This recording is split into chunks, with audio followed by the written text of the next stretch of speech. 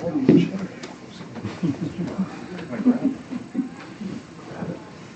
it and force it. Yeah. Let's see.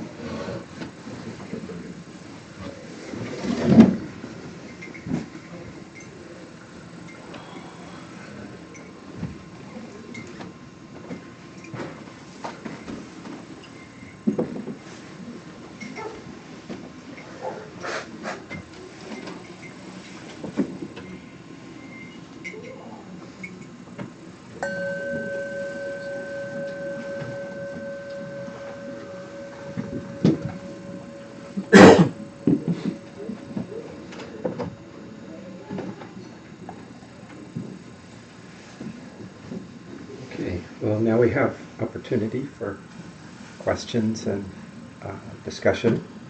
And as always, all questions are encouraged, especially if they seem too simple or straightforward.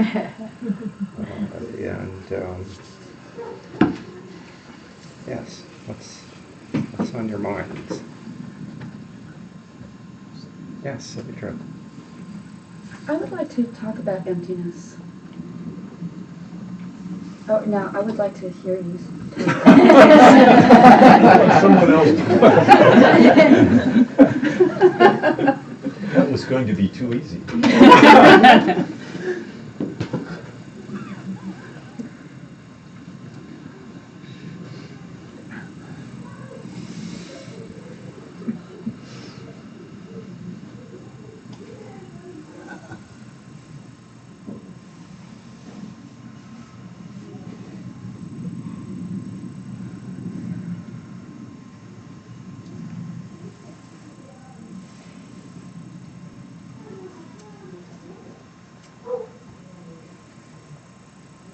Was that it?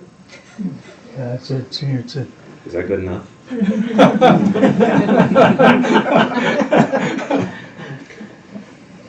It's reminding me there's this, I'm not going to get the names right, but there's one of the Karmapas, one of our texts, is it Moonbeams of Mahamudra? Anyway, it's like a huge volume, and it was given to the Karmapa. It was written by a great Tibetan meditator, and the Karmapa said, "Bring me this person who has so much to say about nothing."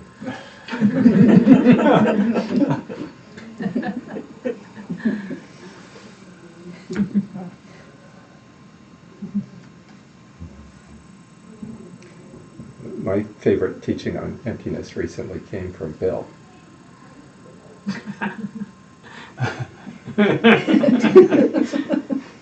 And I don't even remember what he was talking about. He doesn't either. Yeah.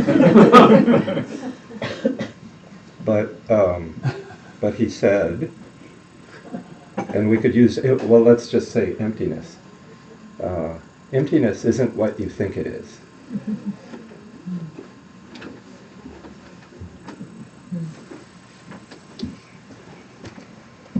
And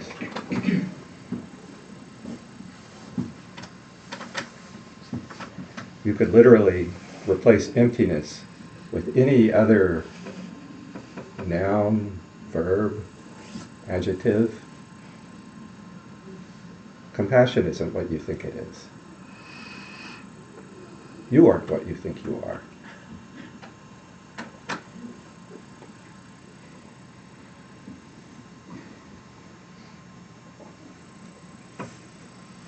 And it's both literally true and profoundly true. This microphone isn't what I think it is. What I think it is a thought. The microphone's the microphone. What I think it is a thought. It's sensory impressions.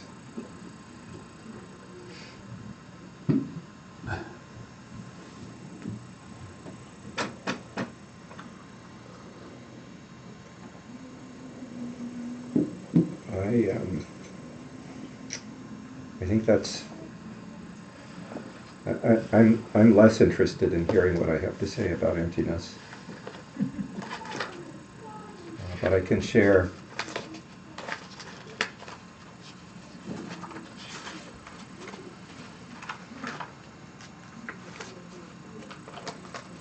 this is something written, or something probably spoken and transcribed from Kala Rinpoche. The title is So Simple, So Close.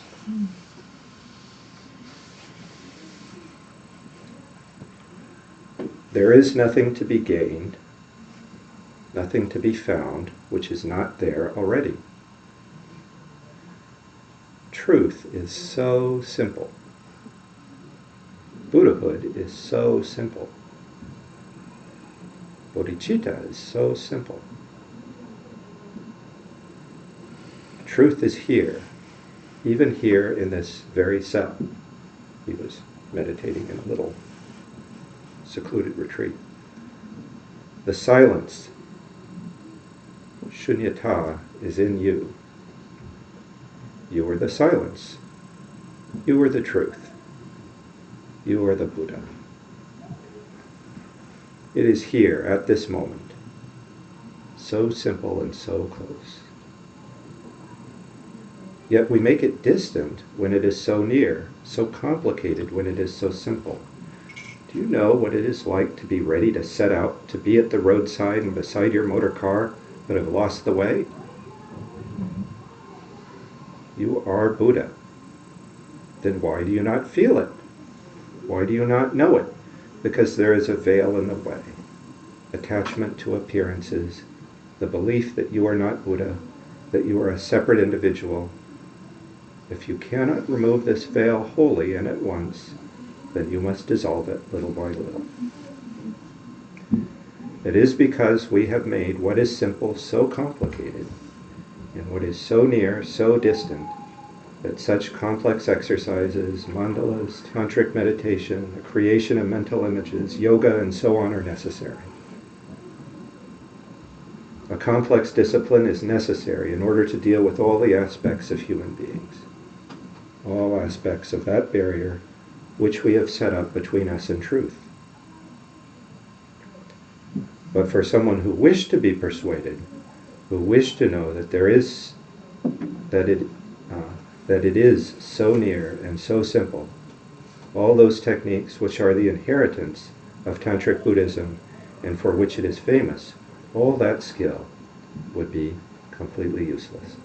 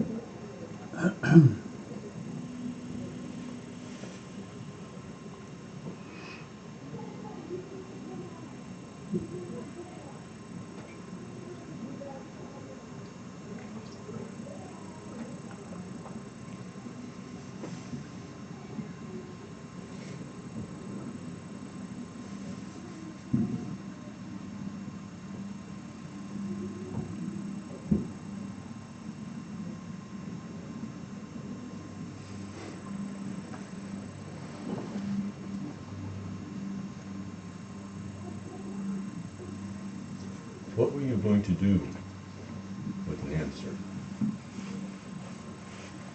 Was there some purpose that you had in mind?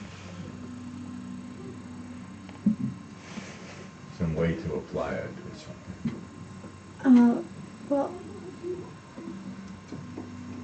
I've been reading Ringo Tulku's little book, Emptiness and Interdependence.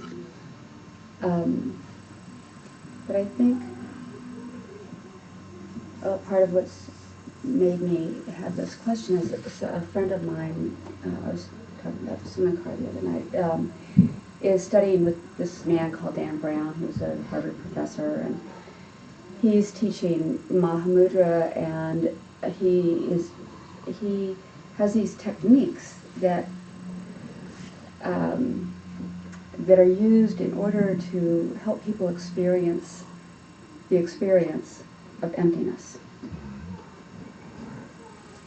And just in my own practice, I'm aware of the concept of emptiness. There are times when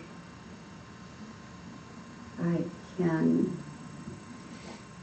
have moments, and then I'll say, "Oh, is that emptiness?" And so, but then when I think that it was emptiness, it's not emptiness. Why not? Well, because I'm thinking. That's But there not evidence one way or another. Pardon me? That's not evidence one way or another.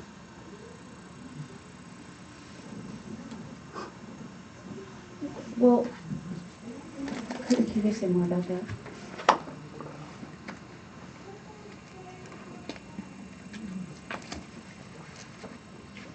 Emptiness is not some experience separated somehow.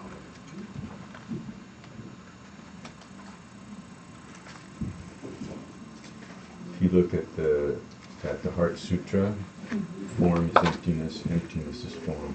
Form is no other than emptiness, emptiness is no other than form. One of the aspects, one of the forms of experience, you could say, one of the manifestations of experience is thought. So whether thought is arising or not arising, it has nothing intrinsically to do with whether or not one has an experience of emptiness. Emptiness is not the absence of things and the presence of something else. I think that's where I'm confused, because like for me, I can feel the experience of having my mind taken away by a certain attachment to something, say, or I get caught up in I get gripped in something, and I can have that awareness and of that. That certainly doesn't feel like emptiness, although it apparently is emptiness. It's right. Doesn't feel like emptiness. Mm-hmm. To me, there's a feeling that happens where there's no grasping. There's an experience of, I feel like I'm chasing a mouse around a little circle and it's going The down mouse deeper and is deeper. chasing itself. And there is no mouse really.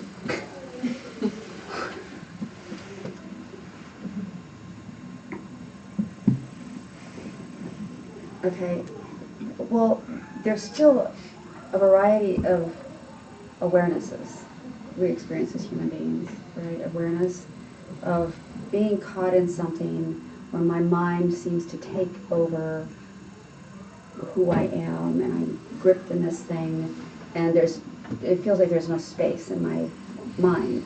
Mm-hmm. And then there are other times, particularly when I'm practicing, where there's a different experience. As the form is no form and no, it is probably the same. That's what you're saying. Mm. So there's a different expansive experience of of space, of spaciousness, of emptiness, where it's a much more pleasant experience. My thought has always been in the last decades that if I keep meditating and keep practicing, that I will have more of those experiences in my life and have less of the gripping of my mind that takes me away from what I could say my true nature. I guess that in itself is some kind of attachment, isn't it? Mm-hmm. Attachment to good and fixation on experience subside on their own. That's one of the lines from the Aspiration of Manmudra. Will you say that again? Attachment to good and fixation on experience subside on their own. So, I think it's mainly tricky because we know too much. And we know more than we can apply. So we kind of hold these ideas about things, which are since we're very intellectual beings, they're kind of helpful, but they have their own traps to it. And so there is a point where actually it is kind of functional to be attached to experience,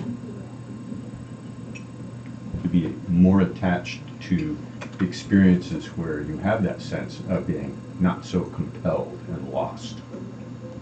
That's functional. Within that, you can find your way into things that are deeper and deeper. When we come to recognize that sometimes we're completely lost and we're not finding our way to anything except for more trouble, so we can actually sort of recognize that tendency, and we can recognize the tendency of being, have that impulse being relaxed somewhat, so we can be more present. It's good to have some preference. It's fine. But from a more long-term perspective, we can and we will turn that preference into something that's kind of fixed and stable, and that will become its own trap. Because we'll still be working in the reference of, I prefer this experience, and that's not actually relaxed and open enough to come directly into the experience, into the nature of the experience. So it gets more subtle as it goes on, and it's worth recognizing that. But that's one of the it's one of the tricks along the way, is being able to actually absorb a view that is somewhat, that's more profound than what we can actually access without being trapped by some kind of idea that what we've got, the thing that we call emptiness now, is really emptiness. The kind of this experience of quietness. So, oh, that must be closer to emptiness. The quietness must be the emptiness. It's not. It's functional in that it allows our minds to settle enough so that we can become more profoundly aware. But it's not the emptiness. So there's a way in which it would be better if we never heard the word. But it's out there, so we kind of have to deal with it. But it really becomes problematic if we want to get it too nailed down from the beginning. I like the lines in the Heart Sutra, form is emptiness, emptiness is form, because I can be clear that I don't know anything about emptiness to start out with. So we'll just start there. No clue. And then it says, emptiness is form. Well, I think I know something about form. But if it says emptiness is form, form is emptiness, then maybe I don't know anything about form. Or anything at all. Yeah. Maybe I ought to look more carefully at this thing that I call form, that I call experience. And maybe in the midst of that, as I go in, I'll find out more. So it's very helpful from a path point of view. Then it's like emptiness is this thing that says, basically, you're not there yet. And that's okay. And then we can kind of relax in the being where we are, unraveling things where we are, applying whatever is useful at the moment. And sometimes it's the methods of checking to see whether I'm really grossly caught up in really crude patterns of habit that are grossly destructive, and I should do pretty much anything just to do something else, whatever it is, but not that. It's not very subtle, but it's actually really important, and when we find ourselves caught up in that way. There are times when we should be applying more subtle kind of more nuanced approaches. We're not getting ourselves in gross trouble, but we're still kind of cycling around, and we're very concerned about our own experience, and not really kind of feeling connected to others, cultivating compassion, cultivating a sense of connection, using our own experience as a basis for connecting to others. Probably I'm not so darn unique that this experience is wholly mine and nobody else experiences this. To shift now. And then to be looking more and more, what is this experience? Would you say anger? I'm not alone in experiencing anger. This is actually something that actually should allow me to feel connected to others as opposed to in opposition to others. But what is this anger? But what is the what? What is the anger itself? What is that experience? And to be able to use that as a door in. And that door can go deeper and deeper, looking more directly at the experience. And the more relaxed and more simple we can be about it, the deeper it goes. So relaxation and simplicity, I would say, are really profound keys. Then emptiness kind of takes care of itself along the way. So grasping for emptiness is not the solution. No. It's kind of hard to swallow, isn't it? it's provisionally okay as long as you're willing to sign the contract to say that ultimately it's not going to work. So it's like, oh, maybe this is something. This sounds interesting. So as long as it's inspiring, go for it. But be careful about trying to nail it down too much. Nail down emptiness. Yeah. Thank you. The hammer, the nail, and the emptiness will all be uncooperative in that venture.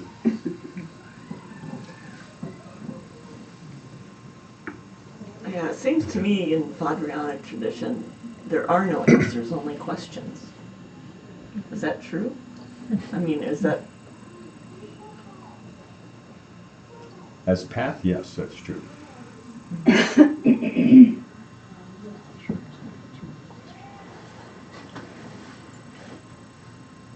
The notion of an answer is kind of it's a funny one. You actually have to kind of figure out what on earth is an answer.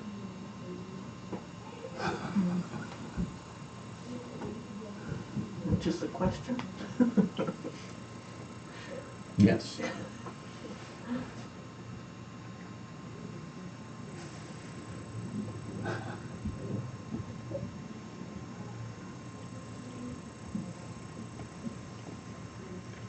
Phil. When Salidra asked her question, what came up for me was this episode from Winnie the Pooh, in which Pooh and a friend are off, they're searching for the weasel.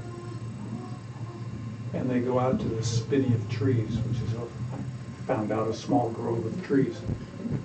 And they walk around this spinney searching for the weasel. And suddenly Pooh sees a set of 2 tracks. He says, oh, there it is. And so they start following these 2 tracks.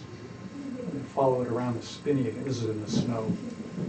They follow it around the spinney again, and then suddenly there are 4 tracks. And they, oh my God, the weasel has reinforcements. And they keep following the weasel, and there are more and more woozles, and it gets more and more complicated and fearful. And then at some point, Pooh has this enlightenment. He thinks, oh, I am a bear of very little brain. And then that brought back to me there was in pointing out the Dharmakaya, there was this kind of formulation. Who was that? Rangu, I think. Maybe somebody anyway said, do not adjust your mind, but let it be as it naturally is. Oh, how do I do that? Questions.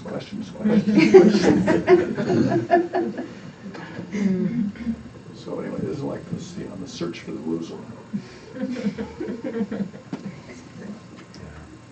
You have to have develop the skill to know when you've made it once around the tree. It's okay. Once around the tree looking for the woozle, then the second time around, you really got to relax a little bit about it. It's like, oh, that's me.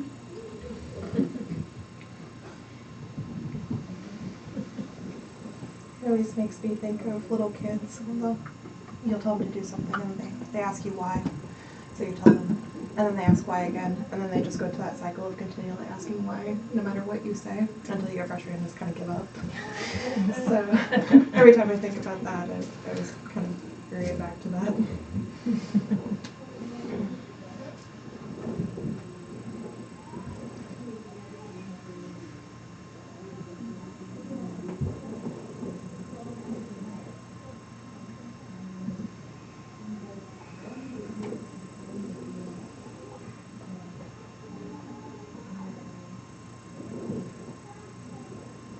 I have a question. I'm sorry, what's your name? Erik. Erik. On the piece that you read, so if our true nature is consistent in all of us, why does there have to be such a process of coming to know my true nature? And why are there some, teachers or awakened beings in history that seem to just step into that in that one moment as they're writing, and then others, the majority of beings here, have to go through? And I know, the Buddha talks about went through many, many lifetimes to come to becoming awake, but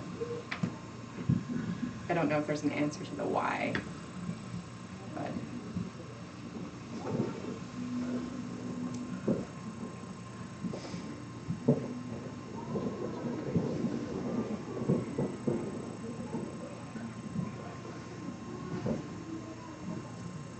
I don't know if I feel like the Buddha was asked this question, this exact question, like why? And I think his answer was that he wasn't that interested in talking about it. And in part because it does sort of lead to, it leads to, actually it's a good model for the little kid question. Like if you're really listening to the answer you get, at the end of it you should go, but why? But, and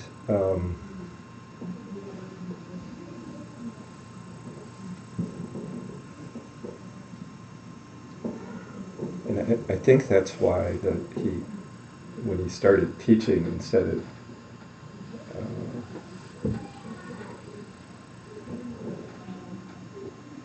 he started with the Four Noble Truths, the first of which is the truth of suffering.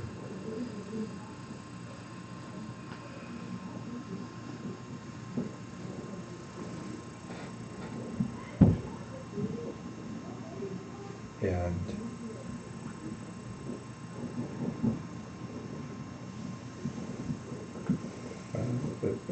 Lama Michael, resident Lama here,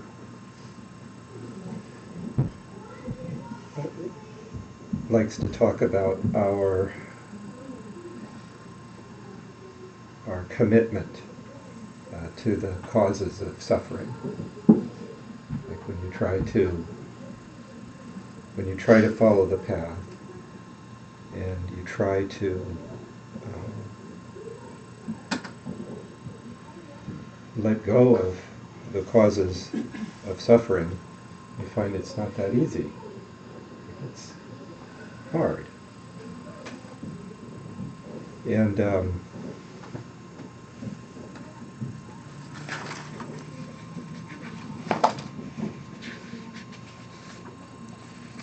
this is from Ken MacLeod, and he's talking about, like at a granular level, what I think is difficult is I seem to have these patterns that I fall into that I know make my suffering worse, yet I still seem to do them.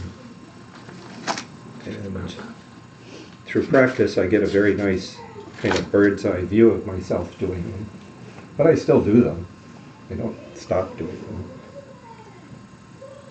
So this was Kim. He was talking in the context of practicing the four immeasurables. So loving kindness, compassion, sympathetic joy, and equanimity. He said, stepping out of deeply habituated ways of experiencing things involves a separation.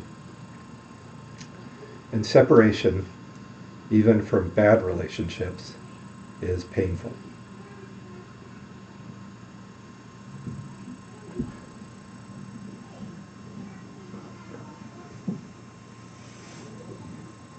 He says, there are many good things that happen in our practice.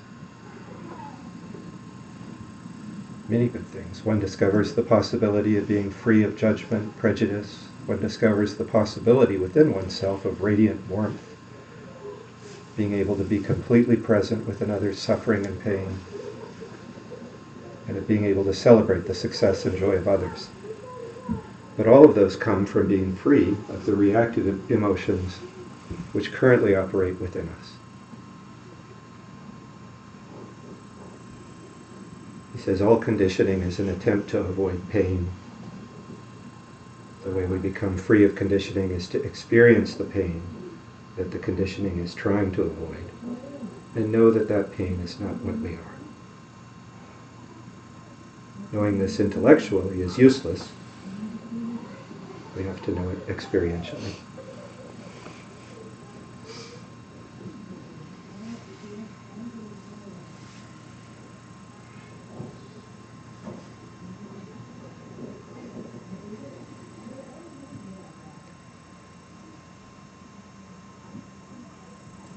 My own teacher says that the reason that suffering exists is to wake us up. And he says that from a certain perspective,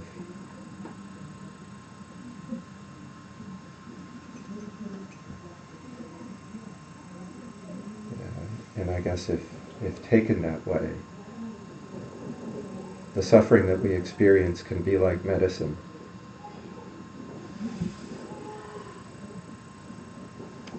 And Ken says, well, conditioning is an attempt to avoid pain. The way we become free of conditioning is to experience that pain that the conditioning is trying to avoid. What my teacher says is that pain is actually medicine, and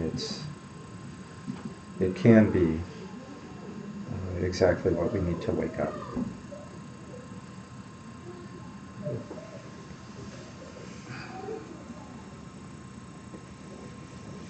So it's hard to swallow, because in that perspective, things are exactly the way they need to be.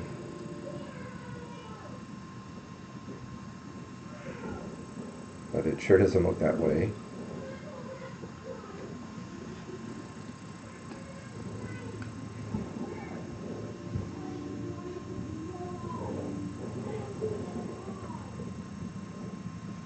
And that's why faith is so useful on the path, and trust.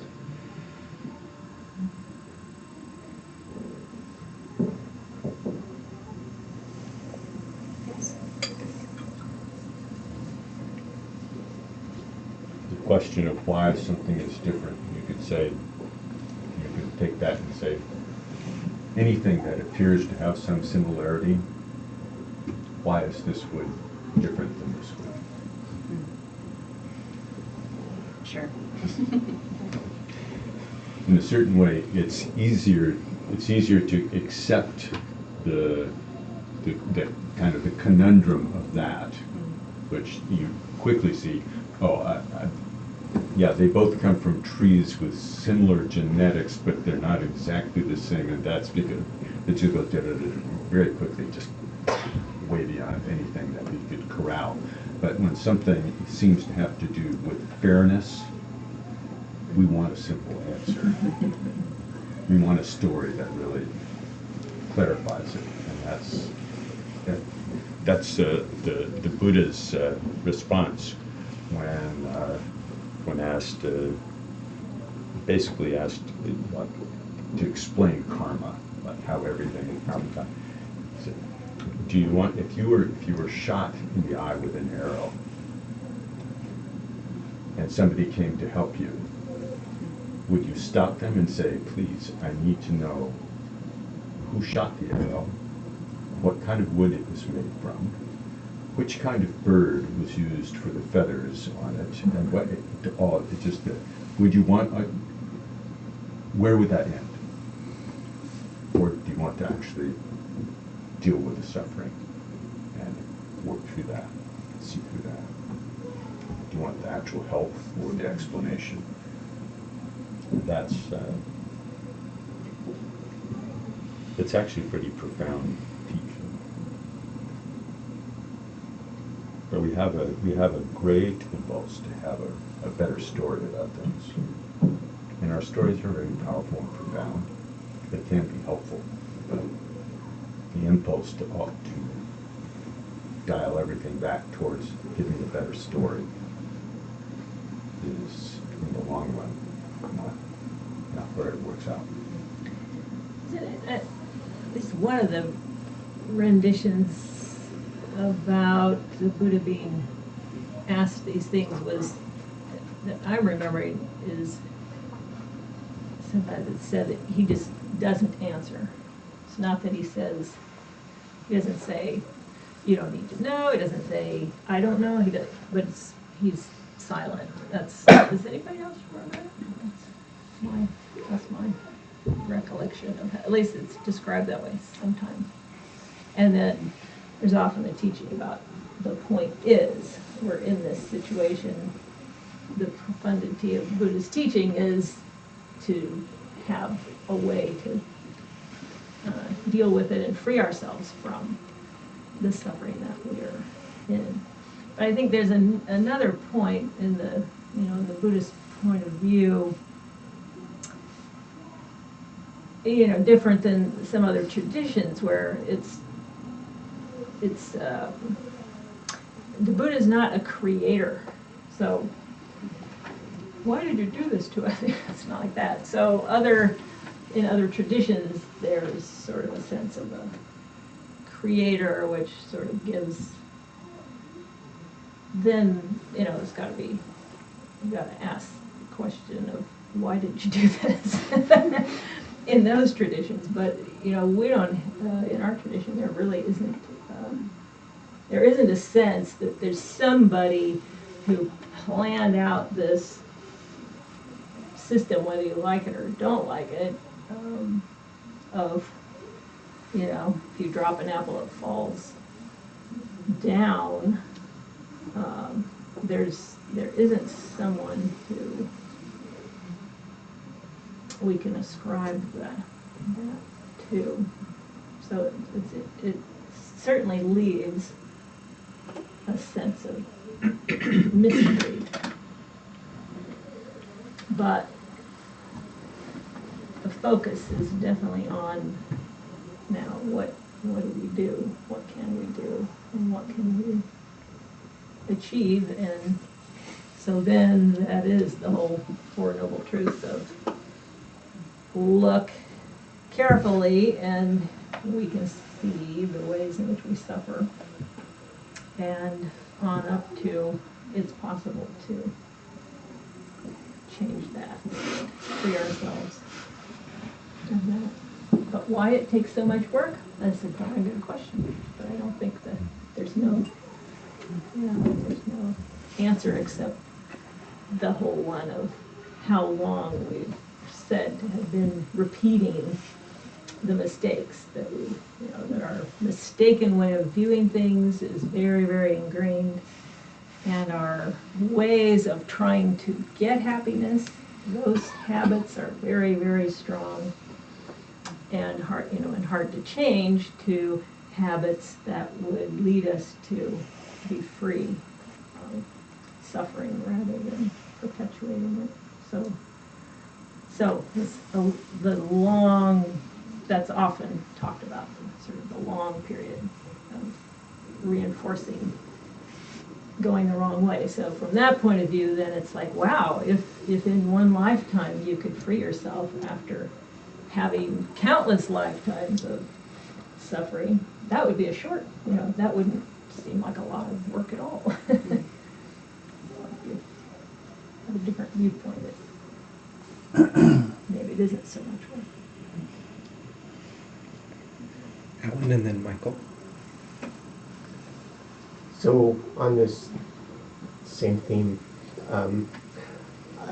this stuck with, I had heard Ken McLeod say this in a podcast when he was talking, you mentioned faith, and he was contrasting faith from the way that we ordinarily think of faith, of like believing in something that is beyond our understanding because somebody told us that it's true, and we have trust in that person or whatever.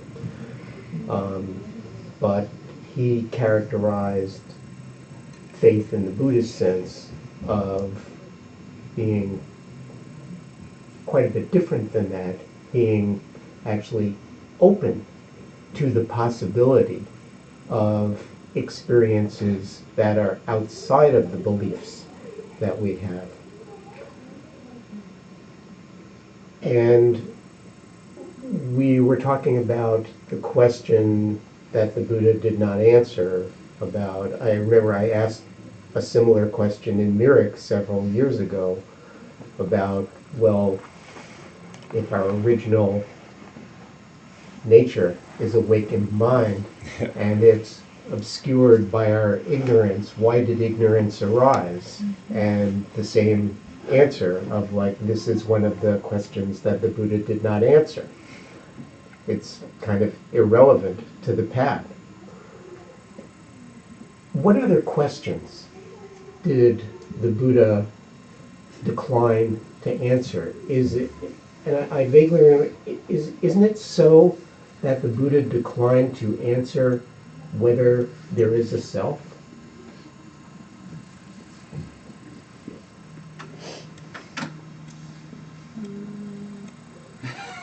Have to look it up.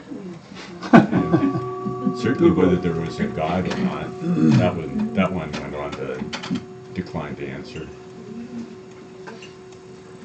Because I remember, Bill, you and I talked about something similar back a couple of years ago, when we went and saw the Karmapa in Seattle, and the Karmapa actually said something like this in his talk, where he said, everybody talks about there's no such thing as a self and stuff like that, and the Karmapa said, there is a self, it's just not what you think it is. Yeah. And I remember it was half the ride back home. We talked about that. In what the Buddha taught, I think it comes up.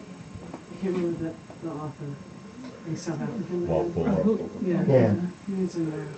There's something. About the Buddha declining to answer whether there was a I think self. he actually addresses it. I could be wrong, I mean, one of the central, doctrines is anatta, which is translated as no self. So one of our teachings is definitely no self, but there's different, in English, there's different selves that we can talk about. So I think that's part of what is here. That question is discussed, I think, by the group very much. Michael, do you have a... Short, yeah. So actually a question such as, why does it take so much work, is not really a question at all. It's really a statement. It's really what? It's a statement. It takes so much work. That's really what's being said. So that's why there's no answer. Because you just decided that it takes so much work. You believe that. You said that. It takes so much work. You have to ask yourself, is that really true?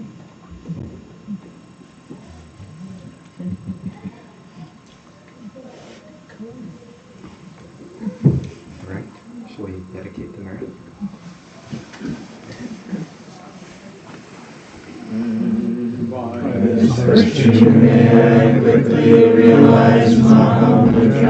And establish all beings without exception in this state.